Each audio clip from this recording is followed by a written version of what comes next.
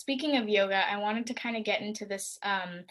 Hear and I see a lot of things about meditation and yoga and how it seems to reduce stress, anxiety, and it improves your energy levels and just helps you out in general. But is that just like a I don't know if you would use the term fad, but is that just like something that people have made up, or is there actually science behind why it works and how your brain, or is there anything that benefits your brain when you do meditation and yoga? Can I share my screen? Sure, yeah. Oh, it's disabled. Um, There's two aspects. There's a lot of aspects of yoga, but I'm breaking it down into how I understand it because I'm coming to it from a scientific perspective. So very different from how a yogi would tell you. And they will tell you there's 5 limbs and 8 limbs and things like that. And they're very good to study. I think it's very important to study those things. And there's a lot of understanding of yoga from the concept of the old ancient ways, right? I look at it from the perspective of there's the physical aspect and there's the cognitive aspect. Very simple to me, right? Because I'm a scientist, that's how I'm looking at it. So you can do all those sun A and sun B and do the rises and all that. And I think that's very good. And I do it as much as I can. And it really gets your breathing going. It's really good exercise. And if you're a yogi, then you're meditating during that time as well. You're a good teacher, you're doing that.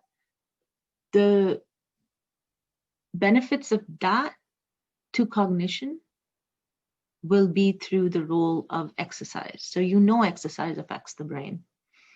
As you're older, if you do any kind of physical activity, it's going to increase the vasculature, the blood in the vasculature around the brain. It's going to help the brain heal, help the brain in terms of doing better cognitive performance. That has been shown with exercise. So the physical aspect of yoga will help with that. It also increases what's called brain-derived neurotrophic factor, which is a neurotransmitter in the brain. So it's part of another series of neurotransmitters called myokines. So as you exercise, certain neurotransmitters increase in the brain and they make neurons talk to each other better. So you've got that as well. Now, meditation and focus, there's clinical trials going on in that as well. And there's results that are mixed. So you have some improvement and you have no improvement. What happens with this is that people have to stick to it. So it's a habit forming thing. So people who stick to it, and so that's hard when you're doing a clinical trial. People who are very big in yoga research are even claiming that you can see genetic predisposition. So you can see genetic changes that are happening. And I don't think they mean genetic. I think they mean proteomic, like the BDNF I just told you about. Because some people think genetic is like inherent, which it is. Like some of the genetic composition that we have is inherent in us. We can't change it. mhm. But some of it can be changed as you get older because genes have products and they change with time.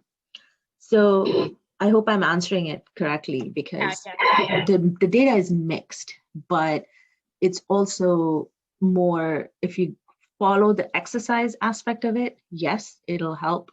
And it is also very likely that the cognitive aspect will also be helpful when you meditate.